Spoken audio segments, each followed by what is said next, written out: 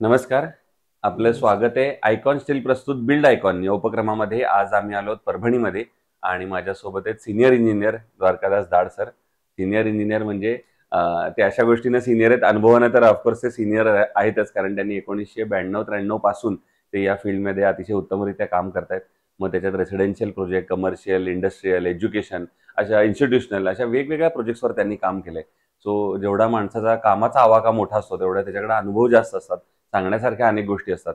So त्यांच्याशी आज आपण या बिल्ड आयकॉन या प्लॅटफॉर्मवर या सगळ्या त्यांच्या अनुभवाबद्दल, आजवरच्या प्रवासाबद्दल आपण त्यांच्याशी गप्पा मारणार आहोत. सगळ्यात आधी मला विचारावंसं आवडेल तुम्हाला, ते म्हणजे तुमचा शैक्षणिक प्रवास कसा होता? म्हणजे साधारणपणे शाळा कुठली होती, कॉलेज कुठलं होतं? आणि जेव्हा 25-30 वर्षांपूर्वी सिव्हिल इंजिनिअरिंग हे क्षेत्र निवडण्याची वेळ आली, तेव्हा प्रेरणास्थान कोण होतं ज्यांच्यामुळे तुम्ही या क्षेत्रात आलात? काय सांगाल? प्रेरणास्थान म्हणजे आमच्या भाऊ आणि मामे भाऊ आणि मामा यांचं इथं सिव्हिल इंजिनिअरिंगमध्ये होते ते. आणि दुसरी गोष्ट म्हणजे एज्युकेशनच्या बाबतीमध्ये शिक्षण माझं 1ली ते 10वी मराठवाडा हायस्कूल परभणीमध्ये झालं. 10वी ते 12वी हे शिवाजी कॉलेज परभणी इथे झालं. आणि त्याच्यानंतर ग्रॅज्युएशन हे MGM नांदेडमधनं झालं, कॉलेज ऑफ इंजिनिअरिंग नांदेडमधनं झालं. बरोबर. हा झाला ग्रॅज्युएशन पर्यंतचा प्रवास. आता खरा प्रवास असा सुरू होतो आणि जो महत्वाचा टप्पा असतो कुठल्याही सिव्हिल इंजिनिअर क्षेत्रात, ते म्हणजे पहिला प्रोजेक्ट मिळेपर्यंत किंवा पहिला प्रोजेक्ट मिळण्यापासून. तर त्या पहिल्या प्रोजेक्टची काही आठवण सांगता येईल का? तो अनुभव कसा होता किंवा पहिला प्रोजेक्ट कसा मिळाला? ॲक्च्युली पहिला प्रोजेक्ट म्हणजे माझं नगरपालिकेमध्ये जे कामं चालत होते तेव्हा मी विथ मटेरियल म्हणजे कॉन्ट्रॅक्टर, गव्हर्नमेंट कॉन्ट्रॅक्टर, माझे जे प्रवास जो झालेला आहे हा प्रवास सरकारी म्हणजे गव्हर्नमेंट कॉन्ट्रॅक्टर आणि गव्हर्नमेंट कन्सल्टंट प्लस नंतर जॉब वगैरे करण्यात केला मी पुण्यामध्ये. त्याच्यानंतर पुढे कंटिन्युएशनमध्ये माझा कन्सल्टन्सी चालूच होती माझी. आणि त्याच्यासोबत प्रायव्हेट कॉन्ट्रॅक्टर म्हणूनही काम केलं आहे आणि प्रायव्हेट कन्सल्टंट म्हणूनही काम केलं आहे. तर ह्याच्यामध्ये मला जो अनुभव जो घेतला आहे तो मी जॉबमध्ये परत राजुरी स्टीलमध्ये मी होतो ॲज अ डेव्हलपमेंट ऑफिसर म्हणून. आणि त्या ठिकाणी आम्ही राजुरी स्टीलला प्रमोट करण्यासाठी किंवा राजुरी स्टीलची क्वालिटी काय आहे हे समजून सांगण्याचं काम आम्ही केलं आहे. त्यावेळेस आम्हाला दिनेश राठी सरांचा फार सपोर्ट चांगला मिळाला आणि त्यांच्यामुळेच मी राजुरी स्टीलच्या बाबतीमध्ये वर कॉन्फिडन्स जो म्हणतात तसा कॉन्फिडन्स होता माझ्यामध्ये. आणि आम्ही तसं आता कस्टमरला समजून सांगत होतो की राजुरी स्टील काय आहे. आम्ही कधीच हे बोललो नाहीत की राजुरी स्टील घ्या म्हणून. आम्ही हे केलं की राजुरी स्टीलची ही क्वालिटी आहे, जर तुम्हाला पसंत असेल तर घ्या, नाही तर तुमचे विचार करा म्हणून. अशा प्रकारे आम्ही आमचा प्रवास राजुरी स्टीलचा केल्यानंतर मग माझी कन्सल्टन्सी चालू होती आणि त्यावेळेस जरा घरगुती कारणास्तव मला कंपनी सोडावं लागली. आणि नंतर माझी कन्सल्टन्सी जी सुरू झाली त्यावेळेस मी गव्हर्नमेंट कन्सल्टंट म्हणूनही काम करत होतो आणि प्रायव्हेट कन्सल्टंट म्हणून काम करत होतो 2007-8 पासून. ते आतापर्यंत माझं चालूच आहे. त्याच्यामध्ये मी माझे वेगवेगळे फील्डमधले कामं कंप्लीट करून घेतलेले. बरोबर. आता येऊया काही तांत्रिक मुद्द्यांवर. त्यातला पहिला प्रश्न असा आहे, म्हणजे या क्षेत्रामध्ये तुम्ही आता इतके वर्ष काम करताय, तुम्ही एक गोष्ट बघितली असेल, ती म्हणजे कामगारांमध्ये अकुशल कामगारांचं प्रमाण जे दिवसेंदिवस पूर्वी पण होतं आणि आता पण आहे. आम्ही फक्त आता अकुशल कामगारांना कुशल करण्याचा प्रयत्न आमचा चालू होता आणि आम्ही ते करत आहोत. त्याच्यामध्ये आम्ही आमच्याकडनं एकच काम करतो की आम्ही जेव्हा मी स्वतः स्टील डिझायनर म्हणून काम करतोय, तर मी काय करत असतो की बेसिक नॉलेज हे अकुशल कामगार प्लस कस्टमर या दोघांनाही देण्याचा प्रयत्न करतो. त्याच्यामुळे आम्ही नोट वगैरे तयार करून त्या लोकांना दाखवण्याचा प्रयत्न करतो की बाबा तुम्हाला ह्या ठिकाणी जसं कॉलमचे स्पेसिंग्स असतात, बीमचे स्पेसिंग्स असतात, फुटिंगचे स्पेसिंग्स असतात, as structural point of view. तर ती गोष्ट आम्ही सांगण्याचा प्रयत्न करतो.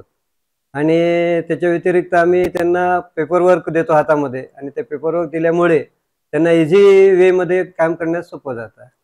अकुशल कामगारांना ह्याच गोष्टीची गरज असते की त्यांना ज्या गोष्टीचं नॉलेज नाही आहे ते जर देण्याचा प्रयत्न केला गेला तर त्याच्यामध्ये इम्प्रूव्हमेंट वाढतं. आणि माझी अशी इच्छा सुरुवातीपासूनच होती की लोक मुंबई पुणे करण्यापेक्षा आपल्या इथं मुंबई पुणे कसं होईल याचा आपण विचार करावा म्हणून. पुढचा मुद्दा आणखीन एक विचारायचा आहे. तुम्ही रेसिडेन्शियल मध्ये बरंच काम केलेलं आहे. रेसिडेन्शियल मध्ये बऱ्याचदा तुम्हाला कस्टमरकडनं एक वाक्य कायम ऐकायला मिळतं, ते म्हणजे आमचं बजेट थोडं कमी आहे हो किंवा हो इतक्याच बजेटमध्ये थोडं बसवून द्या. तर अशा वेळेला एक इंजिनियर म्हणून तुम्हाला वाटत असतं की आपण चांगला दर्जेदार प्रकल्प करावा आणि त्यांचं तर म्हणणं असतं बजेटमध्ये बसवा. तर बजेट आणि दर्जा या दोन्हीचा समतोल मग तुम्ही कसा मी साधता? सुरुवातीपासून एका गोष्टीवर भर देतो, म्हणजे माझ्या जे डोक्यामध्ये जे आहे विचारसरणी, त्याच्यामध्ये मी 3 गोष्टीवर जास्त भर देत असतो. मटेरियलच्या बाबतीमध्ये जर सांगायचं झालं तर क्वालिटी, क्वांटिटी आणि इकॉनॉमी. क्वालिटी ज्या पद्धतीने चांगली राहील, त्याच्यामध्ये क्वालिटीमुळे आपल्याला कन्स्ट्रक्शनचं आयुष्य वाढतं आणि महत्त्वाचा पार्ट म्हणजे त्याच्यामध्ये आपल्याला रेट जरी थोडा जास्त लागला गेला तरी आपल्याला ॲव्हरेजमध्ये वर्किंग म्हणजे अमाऊंट हे जे कन्सिडर केलं गेलं तर त्याच्यामध्ये त्याचं बेनिफिट आपल्याला चांगलं मिळतं. तर आम्ही ब्रँडेड क्वालिटीचं मटेरियल वापरायला लावतो कस्टमर्सला. त्याच्या व्यतिरिक्त जे काही बिल्डिंग मटेरियलमध्ये जसं वाळू, वीट, रेती, खडी जी आहे, त्याच्या बाबतीमध्ये आम्ही सगळ्या त्यांना प्रॉपरली गाईडलाईन देतो आम्ही, की ह्या क्वालिटीचं मटेरियल वापरा जेणेकरून तुमच्या बांधकामाचं आयुष्य वाढतं. माझं एकच सांगणं असतं की कन्स्ट्रक्शन जर चांगल्या क्वालिटीमध्ये केलं गेलं तर त्याचं आयुष्य हे हजारो वर्ष असतं, पण त्याची क्वालिटी त्या पद्धतीची असली तर त्याचा फायदा मिळतो. आणि ती गोष्ट जेव्हा कस्टमरला लक्षात येते, आम्ही त्यांना एकच म्हणतो की तुम्ही सिव्हिल वर्कमध्ये कमी करू नका. तुम्हाला जसं आपल्या शरीरामध्ये आपण विचार करतो की बॉडी सांगण्याचं तात्पर्य आपल्या शरीराचा जो भाग आहे, जसे आपल्या शरीरामधले आपले हाडं किंवा मांस हे जसं आपल्याला गरजेचं लागतं प्रॉपर प्रमाणामध्ये असल्यासारखं, तर माणसाला फिटनेस म्हटलं जातं. तसंच आपल्या शरीर बिल्डिंगच्या बाबतीमध्ये आम्ही काय म्हणतो की कॉन्क्रिटिंग आणि तुमचं स्टील हे जर प्रॉपर वेमध्ये असेल तर तुमच्या शरीराच्या सारखंच तुमच्या बांधकामाचं आयुष्य जास्त वाढतं. आणि दुसरी महत्त्वाची गोष्ट, वरचे कपडे तुम्ही जसे बदलू शकतात तसे तुमच्या कलर म्हणा, तुमचा अदर वर्क जे आहेत याला आम्ही त्याच्यामध्ये फर्निचर्स वर्क म्हणतो. त्याच्यामध्ये दरवाजे, खिडक्या, फरशा तुम्ही कधी बदलू शकतात. परंतु मेन जे स्ट्रक्चर आहे स्टील आणि सिमेंट जे म्हटलं जातं बिल्डिंगमधला, तर हे आपल्याला बदलता येत नाही. तर त्याच्यासाठी आम्ही प्रॉपर वेमध्ये त्यांना सांगतो की तुम्ही एकदम ब्रँडेड क्वालिटीचं घ्या. जसे नळाची पाईपलाईन, सॅनिटरी वेअर्स असो, वॉटर सप्लाय लाईन असो किंवा इलेक्ट्रिकल पाईप्स वायर्स असो, त्याच्या बाबतीत आम्ही सांगतो की ज्याच्यामध्ये तुम्हाला मेंटेनन्स राहू नये, झिरो मेंटेनन्स राहावे, ह्या अशा पद्धतीचं मटेरियल वापरा जेणेकरून तुमच्या बांधकामाचं आयुष्य वाढेल. वाढेल, बरोबर. मगाशी तुम्ही बोलता बोलता एक मुद्दा छान मांडलात की परभणीला पुण्या मुंबई सारखेच आपल्याला हे करायचंय.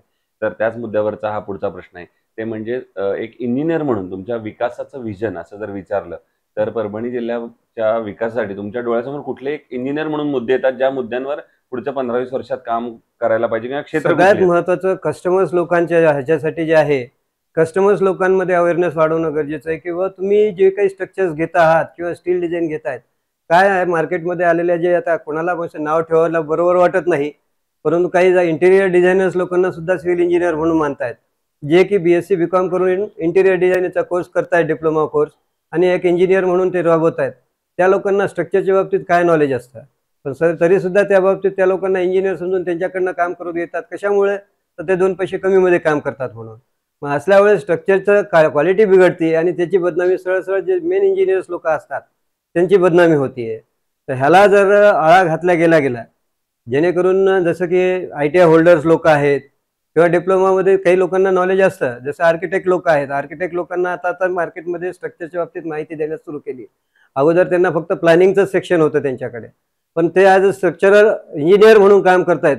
हे चुकीची गोष्ट होत आहे आणि त्याच्यामुळे काही काही ठिकाणच्या स्ट्रक्चर्समध्ये म्हणजे असं मराठीत सांगण्यासारखं म्हणजे पोट आल्यासारखं होणं किंवा पोट मधात झाल्यासारखं तुमचं स्लॅब होणं, बीम तुमचे डिस्टर्ब होणं, हा जो प्रकार आहे हे टाळायचं जर असेल तर प्रॉपर इंजिनियर्सकडनं जर माहिती घेतली गेली तर त्याचा बेनिफिट कस्टमर्सला मिळू शकतो. बरोबर. इतक्या वर्षांमध्ये एखादा एकच आयकॉनिक प्रोजेक्ट सांगता येईल का की जो प्रोजेक्ट काहीतरी वेगळा होता, हटके होता किंवा त्यात तुम्ही काहीतरी नवीन केलं किंवा तो करताना आनंद, समाधान एक वेगळं वाटलं? माझे प्रत्येक स्ट्रक्चरमध्ये मी प्रत्येक ठिकाणी नाविन्य देण्याचा प्रयत्न करत असतो. माझं कोणत्याही स्ट्रक्चर्समध्ये तुम्ही जर जाऊन पाहिला तर तिथं तुम्हाला वेगवेगळ्याच पद्धतीने मिळेल. त्याच्यामध्ये एक आयकॉनिक म्हटलं तर आमचं इथे एक पद्मावती बिल्डर्स म्हणून, पद्मावती हाईट्स म्हणून आमची एक बिल्डिंग पार्किंग+5 स्ट्रक्चर आम्ही अपार्टमेंटचं उभं केलेलं आहे. तसंच सेम रो हाऊसेसचं काम आम्ही जवळा बाजारामध्ये केलं आहे. तिथे आम्ही इकॉनॉमीच्या दृष्टिकोनातनं आणि स्ट्रक्चरल लाईफ ज्याला आपण म्हणतो किंवा जसं आम्ही म्हणतो की कमीत कमी हजारो वर्षाचं लाईफ मिळायला पाहिजे, तर त्या क्वालिटीचं मटेरियल आम्ही त्या ठिकाणी वापरून आम्ही तिथे स्ट्रक्चरची स्टॅबिलिटी देण्याचा प्रयत्न केला आहे. या क्षेत्रात जे आता तरुण इंजिनियर्स पुढचे आहेत, ज्यांचं पहिलं पाऊल या क्षेत्रात पडतंय, तर त्यांना एक सिनियर म्हणून आणि काय यशाची गुरुकिल्ली सांगाल या क्षेत्रात येण्यापूर्वी? ते जसं मी आता बोललो तुम्हाला त्याच्यामध्ये की ज्यांना नॉलेज नाही आहे त्यांनी नॉलेज घेण्याचा प्रयत्न करावा आणि नंतर त्याच्या हिशोबाने स्ट्रक्चरच्या बाबतीमध्ये लोकांना माहिती द्यावी. कारण त्यांच्या चुकीच्यामुळे बदनामी होत आहे हे आम्हाला बरोबर वाटत नाही. कारण काही काही आता नवीन आलेले इंजिनियर्स आहेत ते लोक काय करतायत की डायरेक्ट स्वतःलाच इंजिनियर समजून काम करतायत. काही असे आहेत आर्किटेक्ट लोक किंवा काही ITI होल्डर्स आहेत, हे स्वतःला इंजिनियर म्हणून दाखवण्याचा प्रयत्न करतात आणि त्याच्यामध्ये कस्टमर्स गुरफटला चाललाय आणि क्वालिटी न मिळाल्यामुळे परत ती बदनामी इंजिनियर्सवर होती आणि परत कल आता हा जसं विथ मटेरियलमध्ये काम चालू आहे त्याच्यामध्ये परत ते कॉन्ट्रॅक्टरकडे डायव्हर्ट होतोय. जो आम्ही राजुरी स्टीलमध्ये असताना मी तो कल गुत्तेदाराकडनं इंजिनियर्सकडे डायव्हर्ट करण्याचा प्रयत्न केला आणि आज तीच परत परिस्थिती आली की आज इंजिनियर्सकडनं परत कॉन्ट्रॅक्टरकडे लोक डायव्हर्ट होत आहेत, फक्त असल्या काही चुकीच्या मार्गदर्शन करत असलेल्या लोकांमुळे. तर त्याला आळा कसा बसवता येईल तेवढं जर कंपनीकडनं झालं तर जरा चांगलं वाटेल. दुसरं, कन्स्ट्रक्शन मध्ये स्टील हा अतिशय महत्वाचा घटक आहे, तर स्टील निवडताना तुम्ही त्याचे काय पॅरामीटर्स बघता आणि मग ठरवता की हे स्टील चांगलं आहे? जसं आमचं सांगणं असतं की शरीरामध्ये माणसाचे हाडं जर मजबूत असले तर तुमच्या शरीराला लवचिकपणा वाढतो. मजबूत म्हणजे मजबूतही पाहिजे, लवचिकपणाही पाहिजे आणि स्ट्रेंथेबलही पाहिजे. तर ह्या सगळ्या गोष्टी तुम्हाला मिळतात जसं आपले हाडं, त्याच्यामुळे आपल्याला फिटनेस राहणं गरजेचं असतं. तसंच स्टीलच्या बाबतीमध्ये तुमची जे मेन पॅरामीटर्स जे कन्सिडर केल्या जातात ते म्हणजे त्याच्यातलं शुद्ध लोखंड असायला पाहिजे. ज्याला आम्ही इंगट आणि बिलेटमधले जे प्रकार आहेत त्याच्यातले, तर बिलेटला आम्ही फोकस करायला सांगतो किंवा बिलेटचं मटेरियल देण्यात कोशिश करा. दुसरी गोष्ट आहे त्याच्यामधलं जे मॅग्नीज, फॉस्फरस, तुमचं कॅल्शियम, कार्बन पर्सेंटेज ह्याच्यावर जर तुम्ही कंट्रोलेशन आणलं गेलं तर त्याच्यामुळे त्याच्यातला जसा कार्बनच्यामुळे जे रस्टिंग प्रॉब्लेम आहे, फॉस्फरसमुळे जे ब्रिटलनेसचा प्रॉब्लेम आहे, स्टिफनेसचा प्रॉब्लेम आहे, हा दूर होऊन कस्टमरची क्वालिटी चांगल्या पद्धतीने वाढू शकते त्याच्यामध्ये. आणि त्याच्यामुळे जर बिलेटचं मटेरियल वापरलं गेलं तर कधी त्या गोष्टीचा फायदा होतो. बरोबर आहे. आणि आयकॉन स्टील तुम्ही कधी वापरलंय का कुठल्या प्रोजेक्ट मध्ये? वापरलं आहे. माझे आतापर्यंत साधारणतः 10-12 कामं झालेले आहेत. त्याच्यामध्ये मी नांदेडला, परभणीला, इव्हन दो सोलापूरला, इकडे भालकीला, या ठिकाणी आम्ही आयकॉन स्टीलचा वापर केलेला आहे. बरोबर. आणि कसा होता अनुभव मग तुमचा? त्याच्यामध्ये सुरुवातीला ह्या गोष्टीबद्दल आता कसं आहे, एक पर्सनल मध्ये गोष्ट बोलू का नको बोलू? कसं येतं तुम्हाला? ते मी दिनेश सरांना डायरेक्टली बोललो होतो त्यावेळेस. सुरुवातीला मला त्यावेळेस माहित नव्हतं की राजुरी आणि आयकॉन हा वेगळा झालेला भाग आहे आणि आयकॉन हे स्टील राजुरीचं म्हणजे दिनेश सरांकडे आहे. माझ्याकडनं डायरेक्टली बोलण्यात आलं दिनेश सरांना की दिनेश सर, आपल्या राजुरी स्टीलचं नाव बदनाम होत आहे. म्हणजे कसं काय? तर म्हणलं व राजुरी स्टील त्या नावाने आयकॉन स्टील विकल्या चाललं आहे. तर तेव्हा मला नंतर लक्षात आलं की आयकॉन स्टील सुद्धा हे राजुरी सारखं स्टील आहे. आणि परंतु त्याच्यामध्ये मी त्यांना एवढंच बोललो की आयकॉन हा ब्रँड आपला आयकॉनिक आहे, मग त्याच्यासाठी राजुरीचं नाव घेण्याची काय गरज आहे? तुम्ही डायरेक्टली तुम्ही आयकॉनच्या नावाने आपल्याला सेल करता येतं ना, म्हणून त्या पद्धतीने मी बोललो होतो त्यांना. आणि तुमचा दिनेश सरांशी एवढा संबंध आलेला, तुम्ही मगाशी पण रेफरन्स तर त्यांच्या व्यक्तिमत्वातला कुठला गुण 4 ते 5 ते म्हणतो ना, त्यांचा जो मेन जो पार्ट आहे की बेधडक तुम्ही जा पुढे, मी तुमच्या पाठीमागे आहे, हा त्यांचा गुण फार चांगला आहे. सो हे होते इंजिनियर द्वारकादास धाड सर आणि त्यांनी अतिशय उत्तमरित्या आपला हा सगळा प्रवास अनुभव त्याच्यात मांडले. पुन्हा एकदा आपले आभार की तुम्ही बिल्डला एका प्लॅटफॉर्मवर आलात आणि भविष्यात सुद्धा असेच आयकॉनिक प्रोजेक्ट तुमच्या हातून घडावेत याच आयकॉन स्टील तर्फे मनपूर्वक शुभेच्छा. थँक्यू.